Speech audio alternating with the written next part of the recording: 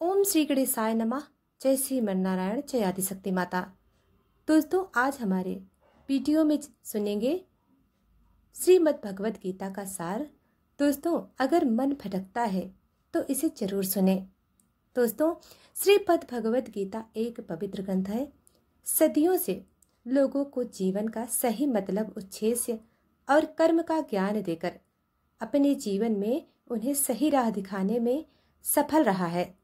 दोस्तों, जिंदगी में जो कुछ भी चाहिए, आपकी जो भी समस्या है, आप श्रीमद् भगवत गीता की यह बातें सुन और समझ लीजिए।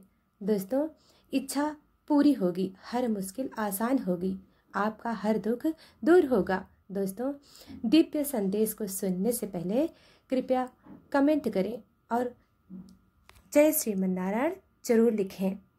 दोस्तों, अभी तक चैनल को सब्सक्राइब नहीं किया है तो अभी कर लें और घंटी दबाएं ताकि हर भक्ति यात्रा में हम आपके साथ रहें। दोस्तों, हमारे चैनल पर भगवान की दिव्य कहानियाँ, दिव्य कथाएं और महत्वपूर्ण विचारों को आपके लिए लाए हैं ताकि यह हमारे वर्तमान और भविष्य सभी दुखों और कष्टों का निवारण करे, ताकि आपकी मदद कर सकें। गीता का यह ज्ञान अमृत से भरा है जो इंसान के मरे हुए मन को और जीवन में एक नई जान डाल देता है। दोस्तों, जो भी यह वीडियो अंत तक सुनेगा उसे अपनी हर समस्या का हल मिल जाएगा, वह सब कुछ मिल जाएगा जो वह पाना चाहता है। दोस्तों, इसलिए इस वीडियो में एक भी विचार को मिस मत करना, इस वीडियो को पूरा अंत तक सुनना।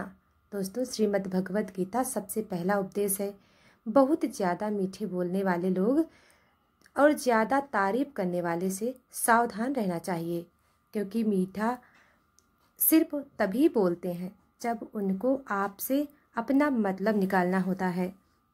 दोस्तों, तारीफ भी सिर्फ तभी की जाती है जब उन्हें आपसे अपना काम निकालना होता है। याद रखना, तारीफ आपको ज़िंदगी में कभी फ्री में नहीं मिलने वाला। अगर कोई आपका तारीफ कर रहा है तो कुछ ना कुछ उसके लिए आपको चुकाना ही पड़ेगा। इसलिए जो बहुत ज़्यादा मीठा बोलते हैं या जो आपकी तारीफ करते हैं उनसे ज़रा सावधान रहना। दोस्तों, श्रीमद् भगवत गीता का दूसरा उपदेश यह है कि आँखों से सच दिखने वाली बात पर एकदम से जल्दी भरोसा नहीं करना चाहिए। ऐसी बहुत कठिनाइयाँ आपने सुनी होगी। कई बार आँखों से दिखने वाली बात सच भी नहीं होती, इसलिए भरोसा करने में अभी भी जल्दबाजी नहीं करना चाहिए। गीता का तीसरा उपदेश यह है, हल्की आशा से कर्म करने वाले मनुष्य का मन कभी शांत व संतुष्ट नहीं रहेगा, क्योंकि उसकी लालसा हर नए शिखर पर पहुंचता ही रहेगा। ऐसे में उसका मन कभी संतुष्ट आनंद नहीं भोग पाएगा। जो व्यक्ति फल की अभिलाषा हेतु कर्म करता है, फिर उसे उम्मीदों के अनुसार फल प्राप्ति हो पाता है तो वह निराश और दुखी हो जाता है। भगवान श्री कृष्ण अर्जुन से कहते हैं, तुम स्वयं को मुझ में समर्पित कर दो, ईश्वर पर भरोसा रखो और निस्वार्थ, निश्चल, निष्पाप और निष्पक्ष होकर बिना फल की अभिलाषा के कर्म करते जाओ। तुम्हारा जीवन सुख और संतुष्टि से भर जाएगा। देखना, दुख कभी तुम्हें छू नहीं पाएगा और मोक्ष की प्राप्ति हो जाएगी। बार बार जन्म लेने वाले अनंत इच्छाएं मनुष्य को अपनी इंद्रियों का गुलाम बना लेती हैं। जब हम दूसरों की चुगली करते हैं तो हमें उसके भाग्य से मिलने वाले दुखों और कष्टों को भी भोगना पड़ जाता है। किसी के प्रति बुरा भावना रखना, बुरा सोचना, ईर्ष्या करना, बुरा बोलना और धर्म और कर्तव्य का पालन न करने वाले कभी मोक्ष प्राप्त नहीं कर सकते। कर्म अच्छा हुआ तो फल अवश्य मिलेगा, कर्म बुरा हुआ तो दंड भी अवश्य मिलेगा। मैं भूतकाल, वर्तमान और भविष्य में होने वाली प्रत्येक घटना के हर परिणाम को देख सकता हूँ, इसलिए परिणाम की चिंता छोड़कर अपने कर्म को निरंतर करते रहो। कर्म अच्छा हो या बुरा, वे तब तक पीछा नहीं छोड़ते जब तक वह कर्म करने वाले फल की प्राप्ति नहीं हो जाती। यानी जब तक कर्म करने वाला अपने कर्म के परिणामों को पूर्ण रूप से भोग न ले, समय से पहले और भाग्य से अधिक कभी किसी को नहीं मिल पाता। सामान्य मनुष्य सदैव सर्वश्रेष्ठ मनुष्य को देखकर उन्हीं के आदर्शों पर चलना, उन्हीं के जैसे बनने का प्रयास करते हैं। संसार तुम्हें वैसा ही देखेगा जिस मानसिक दृष्टि से तुम संसार को देखते हो। बुरी आदतें, बुरी चीजें और बाहरी सुंदरता के प्रति मनुष्य तब आकर्षक होता है जब वह अपनी इंद्रिय का गुलाम हो जाता है। जिस प्रकार जलते हुए छोटे से दिए रोशनी से प्रचंड अंधकार भी समाप्त हो जाता है, उसी प्रकार जब आप मन में मौजूद अज्ञानता से भरे अंधकार रूपी कमरे में सकारात्मक सोच का तेल डालकर ज्ञान का प्रकाश उजागर करेंगे तो अज्ञानता रूपी समक्ष अंधकार स्वतः ही समाप्त हो जाएगा। श्रीमद् भगवद गीता का यह उपदेश है कि लोगों में अपना सहारा ढूंढना छोड़ दो। सबसे बड़ा आपके मन की यह कमजोरी होता है कि आप दूसरों में सहारा ढूंढते हैं और यही चीज़ आपको कमज़ोर बनाता है। यही चीज़ आपका खुद पर विश्वास में ख़त्म कर देता है। जो लोग सोचते हैं ना कि यह तो मेरा सहारा है, यह तो मुश्किल वक्त में मुझे काम आएगा, वही लोग मुश्किल वक्त में सबसे ज़्यादा दुखी और अकेले पड़ जाते हैं। आप सिर्फ ईश्वर का अपना सहारा बनाओ। देखना, जब भी कोई मुश्किल आएगा ना, वह किसी न किसी को आपका मदद के लिए भेज ही देंगे। दुनिया का उस सहारा मत बनाओ। जो खुद के लिए सहारा ढूंढ रहे हैं वह आपका सहारा कैसे बनेंगे। अपना सहारा दुनिया को नहीं, ईश्वर को बनाना चाहिए। गीता की यह 5वीं शिक्षा यह है कि क्रोध मनुष्य का सर्वनाश कर देती है। क्रोधी इंसान का कोई मित्र नहीं होता। हर इंसान उससे दूर भागता है। उसके सारे रिश्ते नाते समाप्त हो जाते हैं। जो इंसान अपना क्रोध को नहीं संभाल सकता वह जिंदगी में कुछ भी संभाल नहीं सकता। श्रीमद् भगवद गीता का यह उपदेश है, ईश्वर पर भरोसा रखकर दिल से उन्हें याद करोगे तो वह अवश्य किसी न किसी रूप में आकर आपकी मदद करेंगे। ईश्वर आपकी सुनता है या नहीं, यह आपकी श्रद्धा, विश्वास और आस्था पर निर्भर करता है। किसी का भला करके कभी एहसान न जताएं, अन्यथा वह कर्म शून्य के समान हो जाता है और मिलने वाला यश बेकार हो जाता है। यह सोच करके कभी अभिमान नहीं करना चाहिए कि हमने तो कितने लोगों और जीवों की मदद की है, क्योंकि करने वाला तो ईश्वर स्वयं होते हैं। आप तो मात्र एक चर्या हैं, कठपुतली हैं। क्रोध करना व्यर्थ है। दोस्तों, यदि क्रोध में आकर आप प्रतिक्रिया दे रहे हैं तो इसका अर्थ है आपको ईश्वर बनाए कानून यानी कि कर्म पर भरोसा ही नहीं है। मन के शंकाओं को कभी जन्म न दो। यह शंकाएं मन में गलत फहमियों के पहाड़ बना देता है दोस्तों, जिससे जीवन का सुख चैन छिन जाता है। यदि कोई आपके साथ बुरा करता है तो कर्म और समय उसका हिसाब खुद ही चुका देगा। उपकार के बजाय परोपकार करें और चिंता की बजाय चिंतन करें। मन को सदैव नियंत्रित करके चले, अन्यथा यह मन आपका सबसे बड़ा शत्रु बनकर आपसे बुरे कर्म करवा सकता है। दोस्तों, ज्ञान सदैव बुद्धि से उत्तम व श्रेष्ठ होनी चाहिए। इसलिए ज्ञान अर्जित करते रहें और बांटते रहें ताकि दूसरों का जीवन संवर जाए। एक ही मनुष्य की हमेशा मदद ना करें जब तक कि वह मनुष्य ही भिखारी निकल रहा ना हो जाए। उसने जो बनिए से कहा आशा है कि कर्म करता है, पानी पिला दीजिए, कर्म से ही बहुत ज्यादा प्यास लग जाता है। बहुत दूर से कोई भी इंसान जन्म से नहीं मेरे प्राण निकल रहे हैं महान बनता है। बनिए दुनिया बोला और लोग अभी वैसे ही नजर आएंगे जैसे आदमी देखना चाहोगे। आ जाए मेरा तेरा तो छोटा बड़ा पानी दे दिया जाए, पराई यह थोड़ी देर बाद मिटा दो। भिखारी फिर सब तुम्हारा बनिए से कहा और आप कृपया करके मुझे एक गिलास पानी पिला दीजिए। निरंतर कर्म चला जाने वाला मेरे प्राण निकल रहे हैं। जीवन को सुख आस पास और संतुष्टिदायक नहीं दिख रहा है।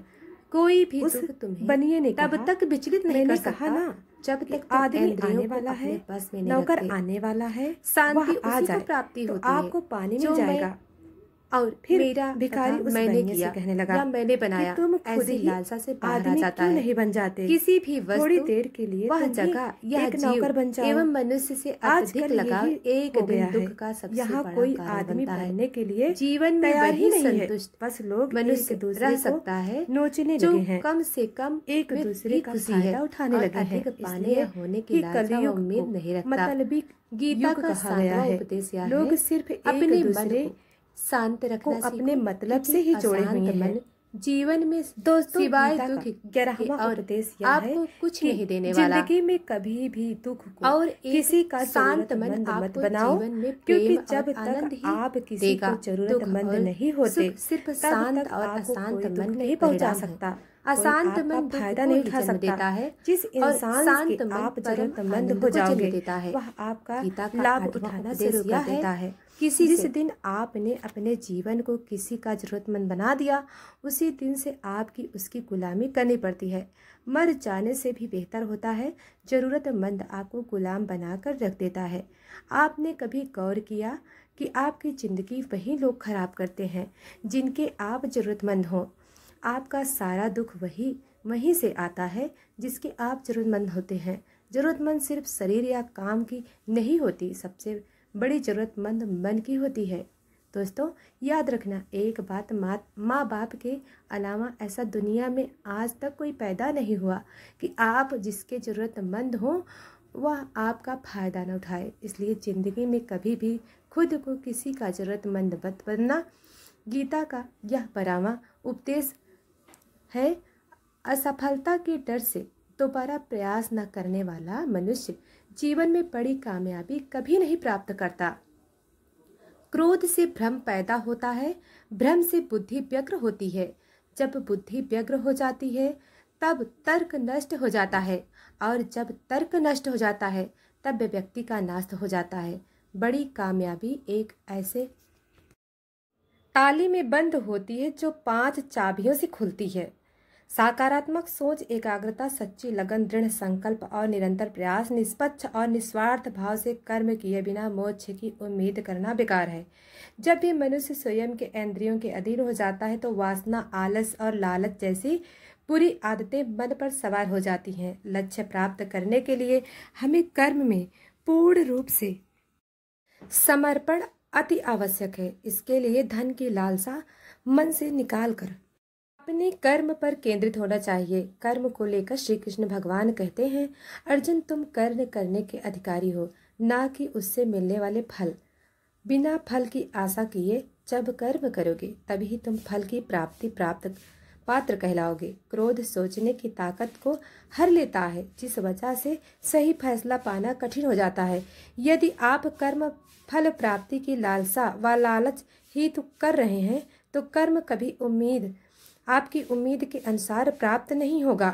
बुरे कर्म से पीछा छुड़ाने का सबसे बेहतर तरीका है मन में अच्छे विचारों को आने दो और सकारात्मक से सोचो।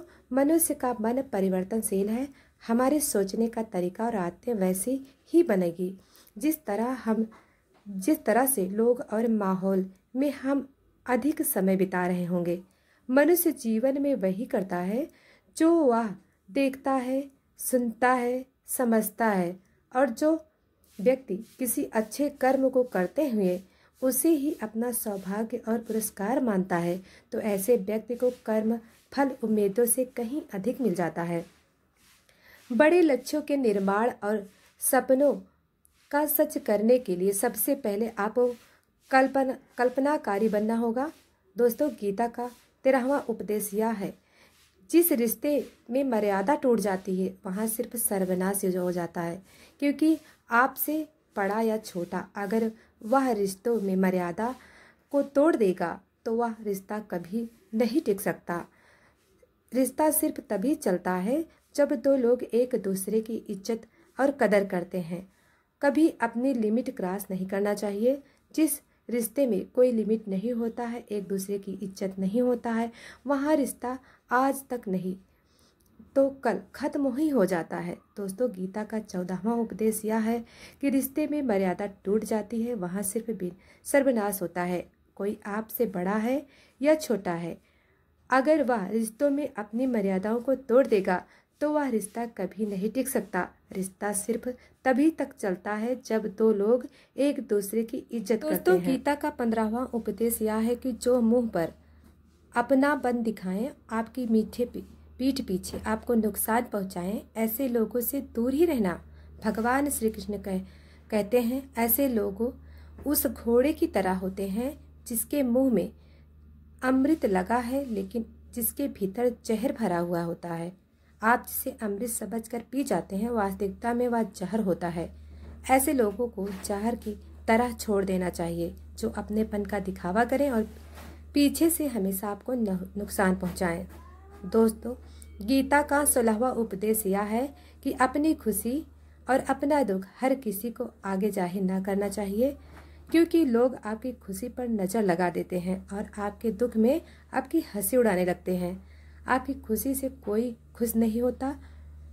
दोस्तों, लोगों की जलन होती है हर आंसू आँख में लाया ना करो, हर जख्म सबको दिखाया ना करो। यहाँ लोग हाथ में नमक लिए फिरते हैं, अपना हर दर्द सबको दिखाया ना करो। दोस्तों, गीता के 17वें उपदेश में यह बताया गया है कि जीवन में कई बार नया शुरू करने के लिए पुराने को पूरी तरह से मिटाना पड़ता है। दोस्तों, श्री कृष्ण ने कुंती से पूछा था कि हे कृष्ण, क्यों तुमने इतना बड़ा महायुद्ध करवा दिया? तो श्री कृष्ण ने बोला, अधर्म बहुत बढ़ गया और इस अधर्म का पूरी तरह से नाश करने के लिए, एक नए युग को लाने के लिए पुराने का सर्वनाश करना बहुत जरूरी होता है।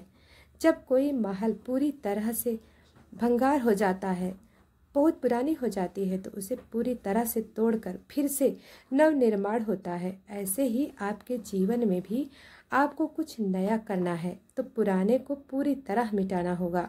दोस्तों, गीता का 18वां उद्देश्य यह है, जब भी जिंदगी में खुद को अकेला महसूस करो तब इस सच्चाई को ठीक से समझ लेना। दोस्तों, आप दुनिया में अकेले ही आए थे और अकेले ही जाओगे। वास्तव में यहाँ कोई आपका अपना नहीं है। एक दिन तो माँ बाप हमें जन्म देते हैं, वह भी हमें अकेला छोड़कर चले जाते हैं, तो औरों से तो हमें उम्मीद ही क्या करना चाहिए।